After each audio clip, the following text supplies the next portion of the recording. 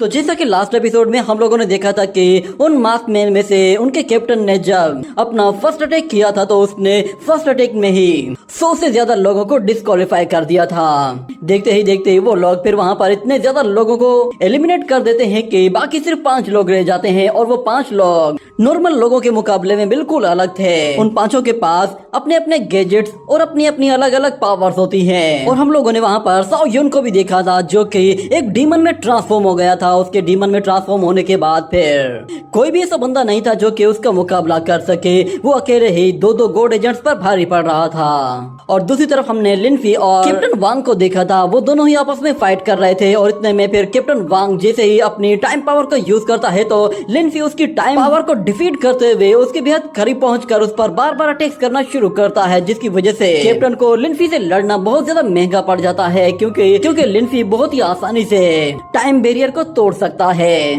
उसके पास जो God angel power है वो बाकी गॉड्स की पावर्स के मुकाबले में बहुत ही ज्यादा हाई लेवल की है। वो किंग ऑफ एंजल की पावर को यूज करते हुए उस मास्क मैन का मास्क काट कर रख देता है, जिसके साथ ही वो लोग इस कंपटीशन को जीत जाते हैं। और दूसरी तरफ मौजूद सारे लोग ये देखकर हैरान रह जाते हैं और कहते हैं कि इस लड़के ने तो इसका मास्क काट दिया।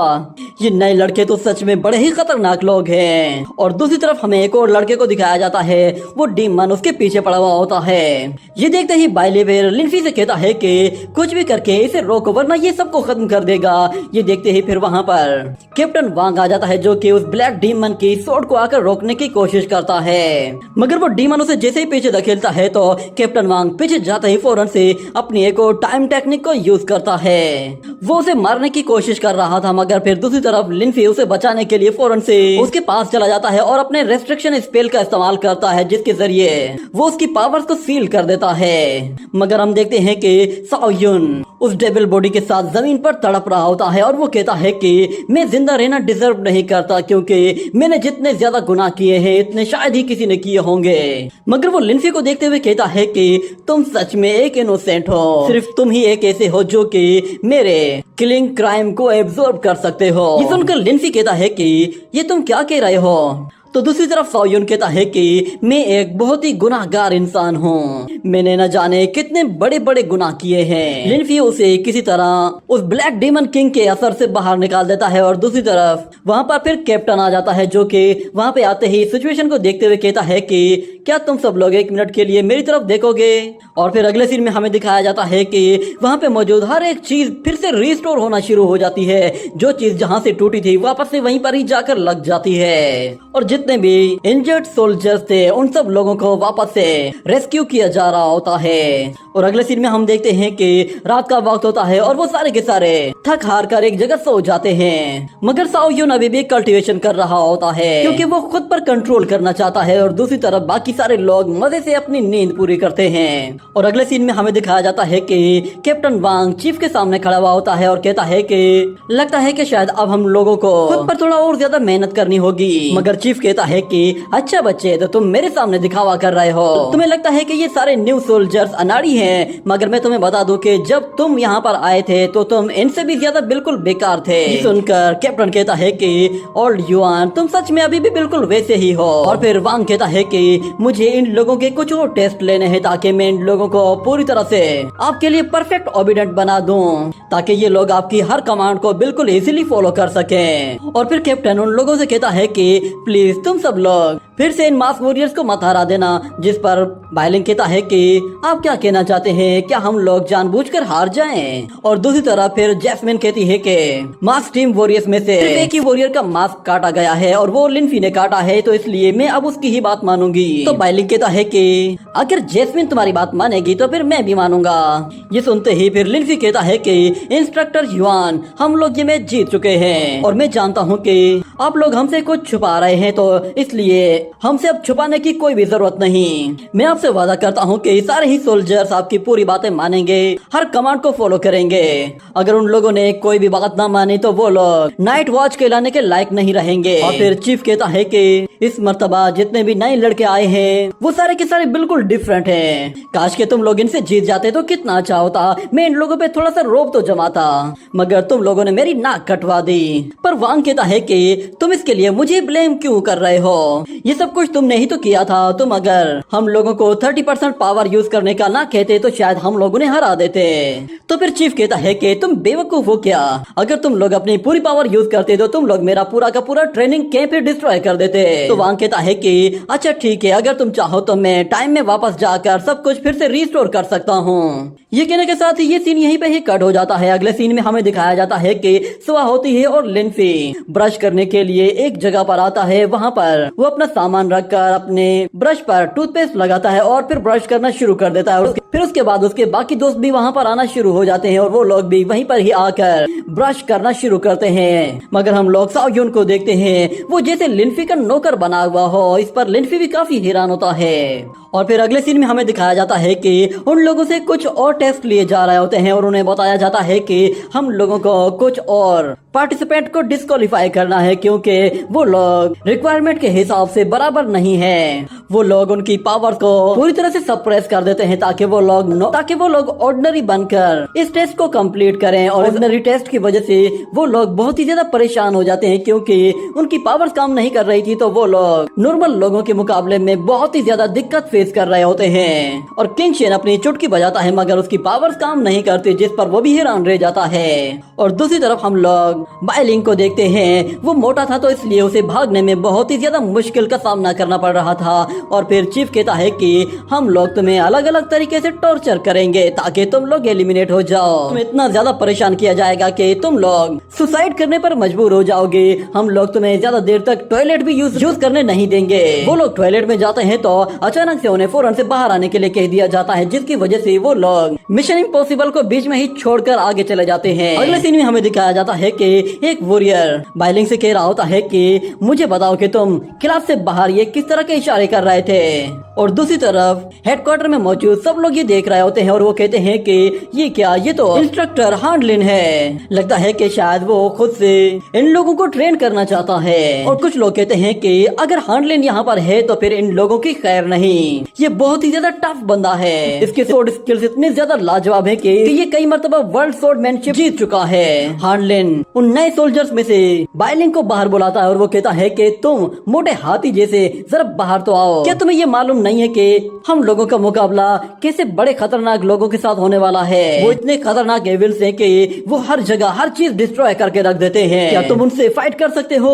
पहले जरा मुझे फेस करके दिखाओ। ये कहते ही वो अपनी स्वॉर्ड से उसे मारने की कोशिश करता है तो अचानक बाइलिंग का बैरियर एक्टिवेट हो जाता है, जो कि हानलिन को उठाकर दूर फेंक देता है, जिसकी वजह से उसकी स्वॉर्ड भी टुकड़े टुकड़े हो जाती है। ये देखकर सब लोग हंसना शुरू कर देते हैं और बाइलिंग कहता है कि माफ करना सर, ये असल में मैंने गलती से पहन लिया था। ये ऑटोमेटिक शील्ड है जो कि अपने आप ही एक्टिवेट हो जाती है। मेरे ख्याल से हम लोग ये ट्रेनिंग दोबारा से शुरू कर सकते हैं। तो हानलिन कहता है कि अच्छा ठीक है, ये बस एक छोटा सा एक्सीडेंट था, हम लोग दोबारा से शुरू करेंगे।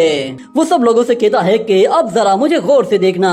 वो एक स्वॉर्ड उठाता है और कहता है कि तुम्हारा डिफेंस चाहे कैसा भी हो, अगर तुम्हारी स्वॉर्डमैनशिप अच्छी है तो तुम हर डिफेंस को तोड़ सकते हो। ये कहते ही वो जैसे ही स्वॉर्ड से अटैक करता है तो अचानक बाइलिंग के हाथ में मौजूद बीड्स के अंदर से कुछ पावर निकलती है जो कि उसकी स्वॉर्ड को फिर से जलाकर राख कर देती है। ये देखकर हानलिन बिल्कुल हक्का बक्का रह जाता है और फिर बाइलिंग से कहता है कि आखिर ये तुम कर क्या रहे हो। तो दूसरी तरफ बाइलिंग कहता है कि माफ करना सर, ये असल में automatic anti wall running treasure है जो कि खुद ब खुद ही एक्टिवेट हो जाता है। प्लीज इस मर्तबा माफ कर दीजिए, मैं अब कुछ भी यूज नहीं करूंगा। मगर हानलिन कहता है कि तुम जाओ और वापस बैठ जाओ। वो फिर किसी और को बुलाने की कोशिश करता है और उसे वहाँ पर फिर लिनफी दिखाई देता है। वो कहता है कि ये लड़का बिल्कुल गोरा और नुस्खिया लग रहा है। मेरे ख्याल से मुझे इसे चूज करना चाहिए। इसे हराकर मैं सब लोगों को साबित कर दूंगा कि मैं स्वॉर्डमैनशिप में सबसे अच्छा हूँ। वो लिनफी से कहता है कि क्या तुम कोई ट्रेजर तो यूज नहीं करते? तो लिनफी कहता है कि नहीं, मेरे पास कुछ भी नहीं है। ये कहने के बाद वो लिनफी को एक स्वॉर्ड देता है और कहता है कि इस स्वॉर्ड का इस्तेमाल करो, हो सकता है कि शायद तुम मेरे स्वॉर्ड अटैक को रोक ना पाओ, पर अगर मेरा अटैक मिस भी हो जाए तो भी कोई मसला नहीं, तुम्हें बस हल्की सी ही चोट लगेगी। और हाँ, डरना मत, मैं ज्यादा जोर से नहीं मारूंगा। ये कहने के बाद बाद वो जैसे ही सोड से अटैक करता है तो लिंसी बहुत ही आराम से उसकी सोड रोक लेता है। ये देखते ही हांडलिन समझ जाता है कि इसके पास सोड स्किल्स हैं। तो लिंसी कहता है कि हाँ मैंने थोड़े से सीखे हैं। ये कहने के बाद फिर हांडलिन उस पर एक के बाद एक सोड अटैक करना शुरू कर देता है, मगर लिंसी के लिए उन सोड अटैक्स को रोकना तो जैसे बच्चों का खेल हो। इंस्ट्रक्टर हांडलिन उस पर एक के बाद एक अटैक कर करके थक जाता है, मगर वो एक भी अटैक लिंसी को हिट नहीं करता, जिस पर हांडलिन कहता है कि अच्छा ठीक है, थोड़ी देर के लिए रुक जाओ और ये बताओ कि तुमने ये स्किल्स किससे सीखे हैं। तो लिंसी कहता है कि मैंने वाइट नाइट कैप्टन चेन से ये सब कुछ सीखा है। तो हांडलिन कहता है कि कोई मसला नहीं, अपना दिल छोटा मत करो और जाकर बैठ जाओ, मैं किसी और को बुलाता हूँ। ये कहने के बाद वो फिर से नए लोगों में जैस्मिन को देख लेता है, तो उसे लगा कि शायद इसके पास सोड स्किल्स नहीं होंगे क्योंकि ये खूबसूरत है, तो इसे ऐसा कुछ भी नहीं आता होगा। वो उससे कहता है कि ठीक है तुम आ जाओ, और हमें दिखाया जाता है कि जैस्मिन आते साथ ही एक जायंट सोड उठा लेती है, और फिर हमें बताया जाता है कि जैस्मिन एक सोड सेक्ट की चैंपियन है, जिसके सोड मार्शल आर्ट बहुत ही हाई लेवल के हैं। ये देखते ही कैप्टन हांडलिन फौरन से उसके पास आ जाता है और कहता है कि अरे तुम क्यों आ गई, मैंने तुम्हें थोड़ी कहा था तुम जाकर बैठ जाओ। कैप्टन फिर वहाँ पर किसी और को तलाश करता है जो कि बिल्कुल अनाड़ी हो। इतने में उसकी नजर साओ यून पर पड़ती है, तो वो उसे बिल्कुल अनाड़ी की तरह ही देख रहा होता है, क्योंकि वो उससे ना नजरें मिला रहा था ना ही वो किसी के साथ बात कर रहा था। उसे देखकर कैप्टन कहता है कि बात सुनो, तुमने कोई सोड स्किल सीखे हैं क्या? तो साओ यून कहता है कि नहीं। तो कैप्टन कहता है अच्छा तुम्हारे पास कोई ट्रेजर तो नहीं है? तो साओ यून कहता है कि नहीं। जिसके बाद कैप्टन कहता है बताओ तुम किस चीज में सबसे बेस्ट हो? तो साओ यून कहता है कि किसी चीज में नहीं। ये सुनकर कैप्टन दिल ही दिल में बहुत ही ज्यादा खुश होता है और कहता है कि फाइनली बलि का बकरा मिल गया। वो साओ यून को कहता है कि तुम आ जाओ। तो साओ यून जब उसके सामने आता है तो वो उसकी तरफ सोड थ्रो करता है, जिसे साओ यून पकड़ने से इनकार कर देता है और वो सोड नीचे गिर जाती है, जिस पर कैप्टन कहता है कि क्या हुआ, तुम सोड क्यों नहीं पकड़ रहे? तो वो कहता है कि मैं सोड को नहीं पकड़ना चाहता। मगर फिर हांडलिन कहता है कि ये सोड एक वुडन सोड है, इसे पकड़ने में कोई मसला नहीं। मगर फिर साओ यून कहता है कि हर वो चीज जो कि सोड के जैसी है मैं उसे नहीं पकड़ूंगा। मगर कैप्टन उसे इंसिस्ट करता है और कहता है कि मेरी बात सुनो, तुम लोग यहाँ पर सिर्फ ट्रेनिंग करने के लिए आए हो। मगर फिर इतने में बाइलिंग खड़ा हो जाता है और वो कहता है कि इंस्ट्रक्टर प्लीज इसे सोड छूने के लिए मत कहिए, अगर इसने सोड उठा ली तो इसकी पावर्स एक्टिवेट हो जाएंगी और फिर ये काफी खतरनाक हो जाएगा। मगर कैप्टन कहता है कि क्या बकवास कर रहे हो, किस तरह की पावर्स? यहाँ पे कोई पावर्स काम नहीं करती, तुम्हारी सारी पावर्स सप्रेस हो चुकी है, तुम दिल खोल कर इस सोड को यूज करो। ये सुनकर साओ यून कहता है कि अगर ऐसी ही बात है तो फिर ठीक है, मैं इसे उठा लेता हूँ। ये कहते ही वो उस वुडन सोड को जैसे उठाने लगता है तो सब लोग आंखें फाड़ कर उसे देखने लगते हैं, क्योंकि उन सबको डर था कि अगर ये फिर से एक बीस्ट बन गया तो उन सबकी खैर नहीं होगी। और देखते ही देखते साओ यून उस सोड को पकड़ता है तो फिर से कुछ फील होने लगता है, और देखते ही देखते फिर वहाँ पर बहुत ज्यादा ब्लड हो रहा जाता है और साओ यून फिर से ट्रांसफॉर्म होने लगता है। वो खुद को कंट्रोल करने की पूरी कोशिश कर रहा था, मगर उसके बावजूद भी वो डीमंस उस पर हावी हो जाते हैं और वो एक ब्लैक डीमन किंग में ट्रांसफॉर्म हो जाता है। ये देखकर सब लोग हैरान हो जाते हैं और ब्लैक डीमन किंग जाते साथ ही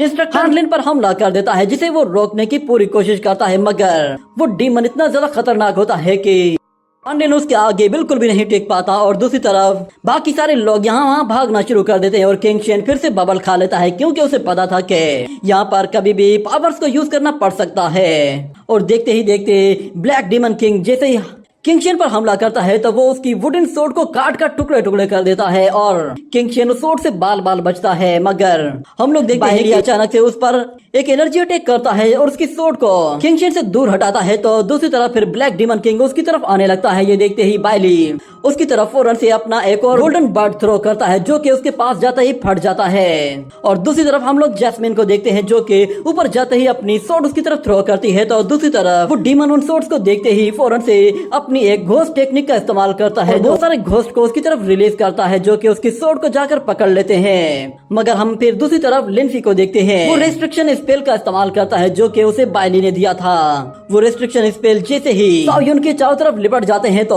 उसकी पावर्स फिर से सील होना शुरू हो जाती है और लिनफी उसे जोर से खींचकर उन डीमन से निकालकर अपने पास ले आता है। और फिर हम लोग हार्डलिन को देखते हैं, उसके तोते उड़े हुए होते हैं और वो कहता है कि ये सारे नए लड़के तो सच में बहुत ही कमाल के हैं। अगले दिन हमें दिखाया जाता है कि वो लोग अपने कैंप के कैंटीन में खाना खाने के लिए जाते हैं तो वहाँ पर उन लोगों को उबला हुआ मीट और कुछ बंस दिए जाते हैं। सिर्फ कुछ ही लोगों के नसीब में सिर्फ सब्जी आती है। ये देखकर वो सारे शोर मचाना शुरू कर देते हैं, मगर वहाँ का बावर्ची आ जाता है और कहता है कि क्यों इतना शोर मचा रहे हो, अगर तुम लोगों को अच्छा खाना खाना है तो फिर जाकर खुद बना लो। मगर इतने में वहाँ पर जैस्मिन आती है और वो कहती है कि अच्छा है कि फूड्स तो खाने के लायक हैं। ये सुनते ही बाइली कहता है कि अगर जैस्मिन खाएगी तो मैं भी खाऊंगा, चाहे फिर खाने को जहर ही क्यों ना हो। और लिनफी के हाथ में एक पिकल आता है तो ये देखकर जहर ही क्यों ना हो। अगर अचानक से लिनफी के बंस के अंदर से एक अचार का पीस निकल आता है तो बाइली इस पर काफी खुश होता है। और दूसरी तरफ हमें दिखाया जाता है कि साओयुन अपना खाना देखता है और फिर फौरन से उसे उठाकर लिनफी की तरफ लेकर आता है। ये देखते ही बाइली कहता है कि लिनफी जरा वहाँ देखो, ये हमारी तरफ आ रहा है। साओयुन अपना खाना लिनफी को देते हुए कहता है कि इसमें बहुत सारा अचार है, तुम चाहो तो इसे खा सकते हो। मगर बाइली कहता है कि अरे वाह, ये तो फिर बहुत ही मजेदार होगा। मगर साओयुन कहता है कि ये तुम्हारे लिए नहीं है, इसे सिर्फ और सिर्फ लिनफी खाएगा। ये सुनकर लिनफी कहता है कि क्या ये सब कुछ तुम इसीलिए कर रहे हो क्योंकि मैंने तुम्हें उस रेस्ट्रिक्शन स्पेल की मदद से बचा लिया था। मगर साओयुन कहता है कि नहीं, ऐसी बात नहीं है। असल में मुझे मेरे मास्टर ने बताया था कि इस दुनिया में सिर्फ एक ही ऐसा शख्स है जो कि मेरी मदद कर सकता है। मेरे अकाउंट में सिंस इतने ज्यादा बढ़ चुके हैं कि अब मेरे पास और कोई ऑप्शन ही नहीं बचा। सिर्फ एक ही गॉड डिसेंडेंट ऐसा है जो कि मेरे इन सिंस से मुझे हमेशा के लिए आजाद कर सकता है। ये सुनकर लिनफी उससे कहता है कि मगर मुझे ये बताओ तो सही कि आखिर तुम्हारे ये क्राइम्स हैं क्या। वो कुछ बताने की कोशिश करता है, इतने में अचानक वहाँ पर बहुत तेज रोशनी आ जाती है और हमें दिखाया जाता है कि वो मास्क वॉरियर्स वहाँ पर आ पहुँचते हैं। वो सारे के सारे आराम से उनकी तरफ आगे बढ़ते हुए जाते हैं और उन्हें क्रॉस करके अपने मास्क अपने चेहरे से उतार देते हैं। तो सब लोग उन्हें घूर घूर कर देख रहे होते हैं क्योंकि वो लोग उन्हें फर्स्ट टाइम देख रहे थे। उनके चेहरे को देखकर वो सब लोग काफी हैरान होते हैं कि ये सब लोग तो काफी खूबसूरत हैं। मगर हमें दिखाया जाता है कि वो सारे के सारे एक टेबल पर जाकर बैठ जाते हैं क्योंकि वो लोग भी वहाँ पर खाना खाने के लिए आए थे और उनके लिए वहाँ पर बहुत ही मजे मजे की डिशेस बनाई जाती हैं जो कि उन लोगों की फेवरेट डिशेस होती हैं। और वो शेफ भी उन लोगों से कहता है कि आज मैंने तुम लोगों के लिए बहुत ही मजे का खाना बनाया है, जिस पर वो लोग उससे कहते हैं कि आपका बहुत बहुत शुक्रिया, आप हमारा बहुत ख्याल रखते हैं। मगर हमें दिखाया जाता है कि कैप्टन वांग लिनफी की तरफ देखता है और कहता है कि सुनो, तुम भी आ जाओ, हमारे साथ बैठकर खाओ। तो लिनफी उन लोगों की टेबल पर चला जाता है। वो अपना हाथ जैसे आगे बढ़ाता है तो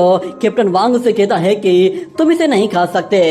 मगर लिनफी कहता है कि मुझे तुम लोगों से कुछ पूछना है। मगर वहाँ पे बैठा हुआ दूसरा वॉरियर कहता है कि जरा मेरे पीछे देखो, क्या तुम्हें इन सब लोगों की आंखें ग्रीन नहीं दिखाई दे रही। तो लिनफी उसकी बातों को इग्नोर करके कैप्टन वांग से कहता है कि मैं तुमसे पूछना चाहता हूँ कि आखिर तुम गॉड एजेंट कैसे बने थे और तुम्हारे पास कौन सा गॉड है। ये सुनते ही कैप्टन वांग उस चॉपस्टिक को गायब कर देता है और उसके शोल्डर पे जैसे ही हाथ रखता है तो वो उसे फौरन से पास्ट की कुछ मेमोरीज में लेकर जाता है, जहां वो उसे दिखाता है कि आज से तकरीबन 8 या 9 साल पहले जब वो स्कूल से अपने घर की तरफ जा रहा था तो अचानक से एक बड़ी गाड़ी उसके सामने आ जाती है, जिसकी वजह से वो बहुत ज्यादा डर जाता है और वहीं पे ही गिर जाता है और वो गाड़ी उसके बेहद करीब आ गई थी। मगर अचानक से सब कुछ बिल्कुल एक जगह रुक जाता है, कोई भी चीज मूव नहीं कर रही थी। ये देखकर फिर वांग खुद भी हैरान रह गया था। तब उसे पता चला था कि वो सिर्फ अकेला ही है जो कि मूवमेंट कर पा रहा है और बाकी हर एक चीज अपनी जगह रुक गई है। उसे समझ में आ जाता है कि यहाँ का टाइम बिल्कुल रुक गया है। फिर जब वांग ऊपर की तरफ देखता है तो उसे दिखाई देता है कि वहाँ पर गॉड ऑफ टाइम अपीयर हो चुका है, जो कि आसमान से सीधा नीचे की तरफ आता है और वो कैप्टन वांग के साथ एक एग्रीमेंट करता है और उसे अपने कुछ पावर्स देता है। और उसके बदले में वो गॉड ऑफ टाइम उससे कहता है कि उसे गाओटियान जाना होगा और उसे उस गॉड के लिए वहाँ से कोई चीज लेकर आनी है। और वो एक अजीब सा नाम लेता है जो कि टाका टेनजेन होता है और वो कहता है कि ये एक जापानीज मिथिकल गॉड का घर है। ये सुनकर लिनफी कहता है कि क्या वाकई में ये घर एग्जिस्ट करता है। वांग कहता है कि अगर गॉड ऑफ टाइम एग्जिस्ट करता है तो इसका मतलब है कि फिर वो जापानीज गॉड भी एग्जिस्ट करता होगा। मगर अभी तक मैं उस गॉड को ढूंढ नहीं पाया हूँ। मगर तुम बताओ कि तुम एजेंट कैसे बने? किंग ऑफ एंजल माइकल ने तुमसे क्या कहा है? तो लिंसी कहता है कि मुझे सच में कुछ भी नहीं मालूम, बस मैंने उस एंजल की तरफ देखा था और उसके बाद फिर सब कुछ बदल गया। तो वांग कहता है कि शायद तुम नहीं जानते मगर किंग ऑफ एंजल वो रैंक 3 का पावरफुल गॉड है, यानी कि उससे बस 2 ही गॉड्स पावरफुल हैं, बाकी सारे गॉड उसके अंडर में आते हैं। इस दुनिया में ना जाने कितने ही ऐसे लोग हैं जो कि किंग ऑफ एंजल की पावर्स को हासिल करना चाहते हैं, इसलिए तुम्हें अब जरा संभल कर रहना चाहिए। ये सुनकर लिंसी कहता है कि क्या तुम एविल चर्च की बात कर रहे हो, वो लोग मुझे मारना चाहते हैं क्या? तो वांग कहता है कि हाँ, वो बड़े ही खतरनाक लोग हैं, अगर उन लोगों ने तुम्हें पकड़ लिया तो वो लोग तुम्हें इतना ज्यादा टॉर्चर करेंगे कि तुम खुद ही उनके आगे हार मान जाओ। वो लोग तुमसे तुम्हारी गॉड आइडेंटिटी छीन लेंगे, या फिर हो सकता है कि वो लोग तुम्हें जान से मार दें। तुम्हें टॉर्चर करने के लिए वो लोग हर तरह के तरीके को यूज कर सकते हैं जो कि तुम्हारे माइंड पर अटैक कर सके। वो लोग तुम्हें मेंटली इतना ज्यादा डिस्टर्ब कर देंगे कि तुम खुद ही फिर उनके आगे घुटने टेकने पर मजबूर हो जाओगे। उन लोगों ने मुझ पर 4 मरतबा हमला करने की कोशिश की है, मगर शायद मेरी किस्मत ज्यादा अच्छी है क्योंकि मैं अभी तक उनके अटैक से बचता आ रहा हूँ। सुनकर लिंसी कहता है कि क्या तुम पर 4 टाइम्स अटैक हुआ है? तुम्हारा लक तो सच में बहुत ही अच्छा है। मगर फिर वांग कहता है कि हाँ, मगर अब वो लोग मुझ पर हमला करने की कोई गलती नहीं करेंगे। ये सुनकर लिंसी हैरान हो जाता है और कहता है कि क्या वो लोग तुमसे डरते हैं क्या? तो वांग उसे बताता है कि असल में पहले मैं अकेला था, इसलिए वो लोग मुझे मारने की कोशिश कर रहे थे, मगर अब मेरे पास अपनी एक पूरी टीम है। मगर फिर दूसरा वॉरियर कहता है कि कैप्टन, खाने के टाइम पर ऐसे सेंटीमेंट मत हुआ करो। और फिर कैप्टन वांग उसे कहता है कि जैसी सिचुएशन मेरे साथ हुई है वैसी तुम्हारे साथ भी हो सकती है, इसीलिए बेहतर यही है कि तुम भी अपनी एक टीम बना लो। हो सकता है कि शायद तुम्हारे फ्यूचर के दोस्त तुम्हारे इसी कैंप में मौजूद हो, तुम उनकी मदद लेकर खुद को बहुत ही आसानी से एविल चर्च से बचा सकते हो। मगर फिर हम देखते हैं कि अचानक से वो लोग बेहोश होना शुरू हो जाते हैं और लिंसी को भी चक्कर आने लगते हैं। ये देखकर लिंसी काफी कंफ्यूज होता है, मगर वो कुछ समझ पाता इससे पहले ही वो बेहोश होकर गिर पड़ता है। जिसके बाद फिर उस कैंटीन की सारी खिड़कियां बंद की जाती हैं, सारी लाइट्स ऑफ कर दी जाती हैं और फिर हमें दिखाया जाता है उसी मास्टर शेफ को जो कि बाहर आता है और वो कहता है कि फाइनली मेरी ट्रिक काम कर गई, मैं पिछले कई दिनों से इसी के लिए ही तैयारी कर रहा था। और फिर देखते ही देखते वहाँ पर कुछ सोल्जर्स भी आ जाते हैं। अगले सीन में हमें दिखाया जाता है कि वो सारे के सारे सोल्जर्स कुछ गड्ढों के अंदर पड़े हुए होते हैं और फिर चीफ एक माइक के जरिए उन लोगों से बात करते हुए उन लोगों से कहता है कि हेलो एवरीवन, गुड मॉर्निंग, उम्मीद है कि तुम्हारी रात अच्छी गुजरी होगी, मगर आज तुम्हारा एक स्पेशल ट्रेनिंग सेशन होने वाला है। ये टेस्ट बाकी वाले टेस्ट के मुकाबले में बिल्कुल अलग होगा और इसमें तुम लोगों को हर हाल में माउंटेन के पीक तक पहुंचना है। ये कहते ही अचानक हम देखते हैं कि वहाँ पर कुछ ड्रोन्स आते हैं और वो ड्रोन्स आते साथ ही उन लोगों पर कुछ कलरफुल बॉल्स थ्रो करना शुरू कर देते हैं जो कि उनकी बॉडी से टकराते हैं, उनकी बॉडी पर एक कलर का निशान छोड़ देते हैं। ये देखते ही वो सब के सब वहाँ से फिर भागना शुरू कर देते हैं और कैप्टन उन लोगों से कहता है कि एक बात अच्छे से याद रखना कि तुम लोगों को इन बॉल्स को हर हाल में डॉज करना है। तुम्हारे पास सिर्फ और सिर्फ 3 घंटे का टाइम है। 3 घंटे के अंदर अंदर तुम लोगों ने इस माउंटेन की रेंज से बाहर निकल जाना है। उसके बाद तुम लोगों ने अपनी डेस्टिनेशन की तरफ जाना है। तुम्हारी डेस्टिनेशन है एक फ्लैग जो कि एक माउंटेन के ऊपर इंस्टॉल किया गया है। तुम लोग इन ड्रोन्स पर हमला नहीं कर सकते, ना ही इन्हें छू सकते हो। तुम्हारे पास सिर्फ और सिर्फ एक ही रास्ता है और वो ये है कि तुम्हें बस यहाँ से भागना है। मैं एक बात बता दूं कि ये माउंटेन काफी ज्यादा बड़ा है। अगर तुम लोगों को यहाँ पर सरवाइव करना है तो तुम्हें बस अपनी बॉडी, अपनी माइंड और अपनी विल पर रिलाई करना होगा। और एक बात अच्छे से याद रखना कि अगर तुम किसी तरह का वेपन कैरी कर रहे हो तो तुम सिर्फ और 35 केजी तक का ही वेट कैरी कर सकते हो। मगर हम देखते हैं कि जैस्मिन तो एक मोटे भालू को ही उठाकर लेकर जा रही थी। तुम लोग किसी से कोई भी सामान छीन नहीं सकते और अगर तुम्हारी बॉडी पर 3 से 4 बॉल्स हिट कर जाती हैं तो तुम लोग एलिमिनेट हो जाओगे। और दूसरी तरफ हम लोग जैस्मिन को देखते हैं, वो उस मोटे भालू को उठाकर लेकर जा रही थी, मगर वो तो उसके प्यार में डूबा हुआ होता है। वो उस लड़की को देखता है और उसकी कमर देखता है जिस पर वो लट्टू हो जाता है और कहता है कि कहीं मैं कोई ख्वाब तो नहीं देख रहा। उसे ऐसा लग रहा था कि जैस्मिन उसके साथ रोमांस करने के लिए उसे इनवाइट कर रही है। वो उसे भगाते हुए वहाँ से लेकर एक कार के बिल्कुल पास जाकर छुप जाती है, मगर बाइलिंग अभी भी जैसे ही उसकी तरफ देखता है तो वो उसे बिल्कुल अलग ही तरह की दिखाई दे रही होती है। देखते ही फिर जैस्मिन उसके मुंह पर एक बेग दे मारती है जिसकी वजह से वो होश में आ जाता है और जैस्मिन उस गाड़ी के अंदर बैठ जाती है और कहती है कि तुम्हें जो करना है जाकर करो, मैं यहाँ से जा रही हूँ। ये कहते ही वो जैसे ही वहाँ से जाने लगती है तो दूसरी तरफ बाइलिंग भी उसी गाड़ी में कूद जाता है और कैप्टन कहता है कि जो भी इस राउंड में एलिमिनेट होगा उसे बहुत ही बुरी सजा दी जाएगी। अगले सीन में हमें दिखाया जाता है किंग शेन को, वो हमेशा की तरह ही एक टीम को लेकर कहीं जा रहा होता है और जो बंदा हार जाता है उस जंगल में फिर उसकी आवाज सुनाई देती है। आर्मी के लोग उस बंदे से पूछ रहे होते हैं कि तुम्हारी जिंदगी में सबसे ज्यादा शेमफुल एक्ट कौन सा था। उन लोगों ने उसकी एक फिंगर पर एक रिंग पहनाई हुई थी जिसकी वजह से वो झूठ नहीं बोल सकता था। वो सब लोगों को बताता है कि जब मैं 7 साल का था उस वक्त मैं इतना ज्यादा शरारती था कि मैंने एक लाइटिंग बल्ब को अपने मुंह में डाल दिया था और फिर वो बल्ब मेरे मुंह से बाहर नहीं निकल रहा था। ये सुनकर उसके पास खड़े हुए लोग हंसना शुरू कर देते हैं और दूसरी तरफ जंगल में मौजूद सब लोग ये सारी बातें सुन रहे होते हैं और बाकी सोल्जर्स फिर उस बंदे से कहते हैं कि अच्छा बताओ फिर उसके बाद क्या हुआ। तो वो बंदा कहता है कि मैंने अपना मुंह कवर कर लिया था मगर मेरी गर्लफ्रेंड ने मेरा मुंह देख लिया। मैं उससे बहुत ज्यादा प्यार करता था मगर उसने मेरी सिचुएशन को देखा तो वो मेरे ऊपर इतना जोर से हंसना शुरू हो गई कि उसकी हंसी की वजह से मैं तो बिल्कुल पागल सा हो गया था। इसीलिए मैंने अपना पूरा फेस उसे शो करके उसे डरा दिया जिसकी वजह से वो रोना शुरू हो गई। ये सुनकर बाइली कहता है कि ये लोग तो बड़े ही जालिम हैं। सोचा नहीं था कि ये लोग हमें ऐसी पनिशमेंट देंगे। मगर दूसरी तरफ कुछ सोल्जर्स इस बात को एंजॉय कर रहे होते हैं और वो कहते हैं कि आखिर इस लड़के ने अपने मुंह के अंदर से उस लाइटिंग बल्ब को कैसे निकाला होगा। ये सोच सोच कर उन्हें हंसी आने लगती है और दूसरी तरफ वो पार्टिसिपेंट कह रहे होते हैं कि आखिर ये चीफ हमें इस तरह ट्रीट क्यों कर रहा है। ये तरीका बहुत ही ज्यादा फनी है। ये सुनते ही चीफ कहता है कि कोई बात नहीं, ये फनी है मगर जब तुम्हारी बारी आएगी तो तुम्हें भी लग पता जाएगा। बस तुम एक मर्तबा आउट होकर तो देखो, तुम्हें भी सेम ऐसा ही ट्रीटमेंट मिलेगा।